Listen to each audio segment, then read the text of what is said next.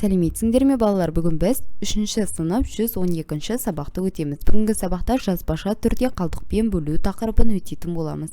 Бірінші тапсырма есептеулерді орында жауаптарын кему ретімен орналастыр. Ғарыш ғылымының негізін қалаушылардың бірі Циолковскийдің айтқан сөзін оқы. Осы сөздердің мағынасын қалай түсінесің деп тұр. Бірінші 56-ны 2-ге бөлеміз 28-ге тең. Келесі 96-ны 6-ға бөлеміз 16, 75-ті 5-ге бөлеміз 15.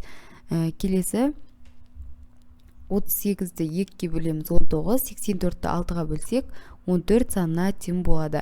Енді осыларды кему ретімен орналастырып шығамыз. Яғни кему ретімен дегенде ең үлкен саннан бастап жазып шығамыз. Ең үлкен санымыз бізде бұл жерде 28 саны. 28 саны бүгін деп тұр. Келесі 28-ден кейінгі үлкен санымыз 19.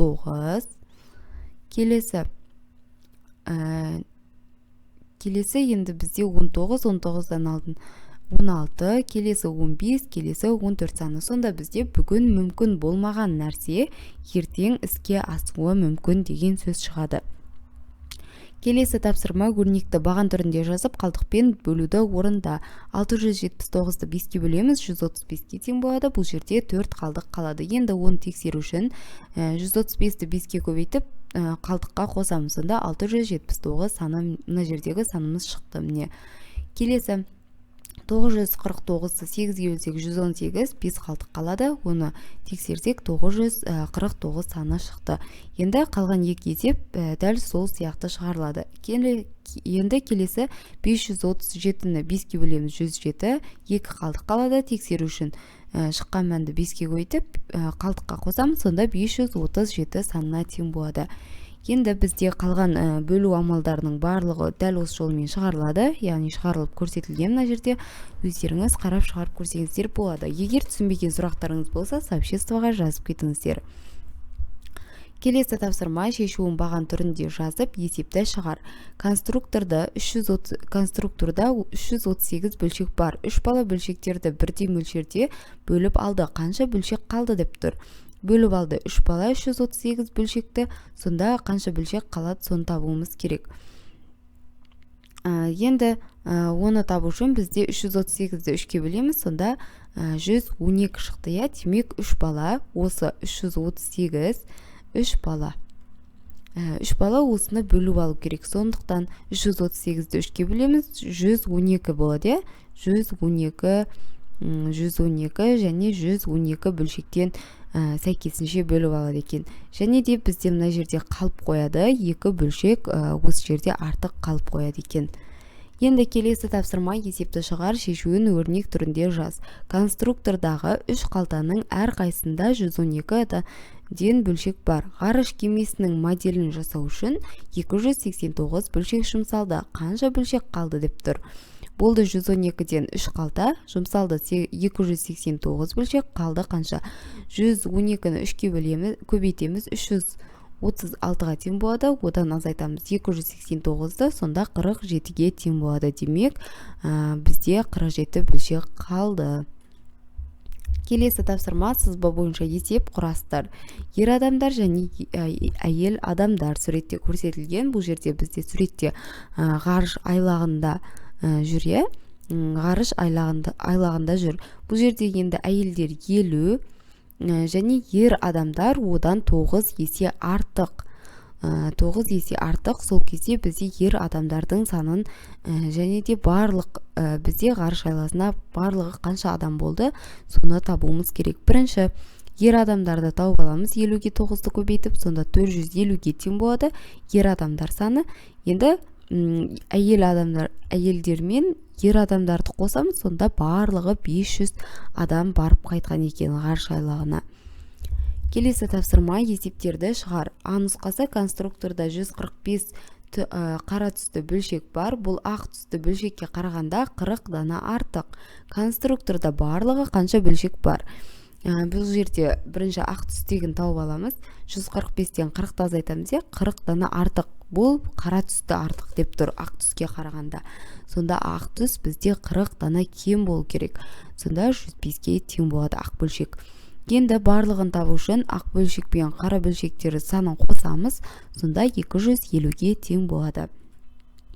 Енді келесі әд нұсқасында конструкторда 145 қара түсті бөлшек бар, ал ақ түсті бөлшектің одан 40-ы артық. Конструкторда барлығы қанша бөлшек бар? Бұл жерде енді ақ бөлшек 40-ы артық деп тұр, осыған қарағанда. Енді бұл жерде 40-ты қосамыз. 145-ке 40-ты қосамыз, қара бөлшек бізде аз болып тұр. Ақ бөлшек басым болып тұр, үлкен, 40-ы артық деп тұр. Сонда 185 екен ақ бөлшектер. Барлығын табу үшін осы ақ түс пен қара түсті бөлшектерді қосамыз, сонда 330 бөлшекке тең болады. Енді келесі тапсырма есепті шығар. А нұсқасында тік төрт бұрыш пішінді жер телімінің ұзындығы 120 метр, ал ені ұзындығынан 3 есе кем. Осы жер телімінің периметрін тап. Ұзындығы белгілі, ені белгісіз 3 есе кем ұзындығынан. Сонда бізде 120-ны 3-ке бөлетін болса 40 метр, бұл бізде ені. Енді периметрдің формуласын еске түсіреміз. Ұзындығы мен енін қосып 2-ге көбейтеміз. Сонда бізде аның орнында 120, бұның орны ені 40-қа тең болды. Шығаратын болсақ, бізде 120-ға 40-ты қосамыз 160, оған 2-ні көбейтсек 320 метрға тең болады периметрі. Енді келесі ә нұсқасында периметрі дәл осындай тік төрт бұрыш туралы есеп құрастыр деп тұр. Енді бұл жерде бізде ұзындығы 60 метр, ал ені одан 3 есе артық. Бұл жерде енді ені артық болып тұр. Осыдан біз периметрді табуымыз қажет. Бірінші енін тауып аламыз. 60-ға 3-ті көбейтіп 3-ке көбейтеміз, өйткені есе деп тұр, және де ұзындығынан артық деп тұр. Сонда 180 метрға тең болады екен ені. Енді периметрдің формуласын пайдаланып шығаратын болсақ, бізде ұзындығы 60 қосамыз 180-ге 240-қа тең болады. 12-ке көбейтсек 480 саны болады. Демек, бұл бізде периметрі 480 метрға тең. Енді келесі тапсырма теңдеулерді шеш. 56 бөлу x тең 16 қосу 10 қосу 6 бөлу 2. Бірінші 10-ға 6-ны қосамыз 16, екінші бөлу амалын орындаймыз, 16-ны 2-ге бөліп 8-ге тең болады. Енді x пен 8-дің орнына ауыстырсақ болады. Сонда x-іміз тең болады 56 бөлу 8-ге. Бұл жерден x-тің мәні 7-ге тең. Келесі x азайту 140, 340 бөлу 10 тең 12 көбейту 5. Бұл жерде 340-ты 10-ға бөлеміз бірінші, екінші көбейту амалын орындаймыз, сонда 60-ға тең. Енді 60-ға 34-ті қосамыз, x-тің мәні 94-ге тең болады. Келесі тапсырма, бірінші жақшаның ішіндегі азайту амалы орындалады, 44-ге тең. Келесі екінші азайту амалы орындалады, 641-ге тең. Енді y-ті табу үшін 641-ден 44-ті азайтам, сонда бізде y-тің мәні 597 санына тең болады. Келесі бірінші бөлу амалы орындалады, 121-ге тең. Енді 210-нан азайтамыз 121-ді, сонда x-тің мәні 89-ға тең болады. Енді келесі тапсырма есепте 122 см көбейту үшіміз 366 см тең болады. Оны баған түрінде де есептесек болады.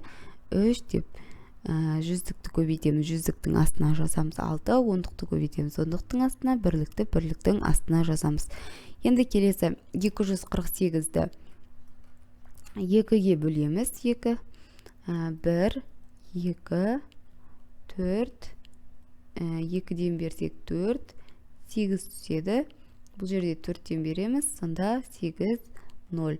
Демек, 124 санына тең болады екен.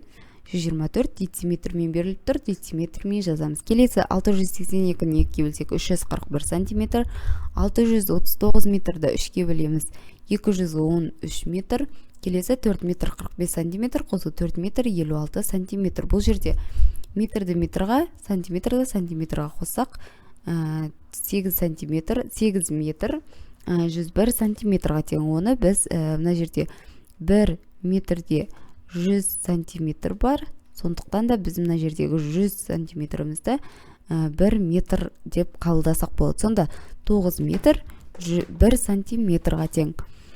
Енді келесі 10 метр азайту 2 метр 43 сантиметр. Бұл жерде 10 метріміз бізде 1000 сантиметрға тең. Осыдан азайтамыз 243 сантиметрді. Яғни 2 метр 43 сантиметріміз 243 санына тең. Сонда 757 сантиметрға тең болады. Бұл дегеніміз 7 метр 57 сантиметр болады.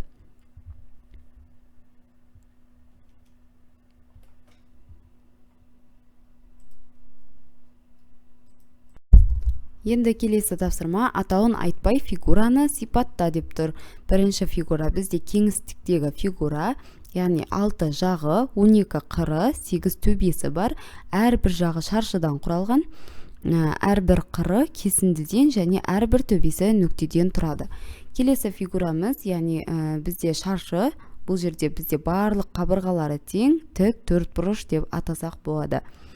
Енді келесі үшінші фигурада 3 нүктеден, 3 қабырғадан, 3 бұрыштан тұратын фигура. Келесі төртінші фигурамызда бізде 2 қабырғасы ғана параллель болатын дөңес төрт бұрышты фигура деп атасақ болады. Сонымен бүгінгі біздің сабағымыз бітті. Сау болыңыздар. Менің каналыма тіркеліп қоңырауша белгісін басуды ұмытпаңыздар. Күнделікті тапсырмаларды бірге орындайық. Егер сұрақтарыңыз болса, сообществоға комментарийға жазсаңыздар, міндетті түрде жауап беріп өтемін.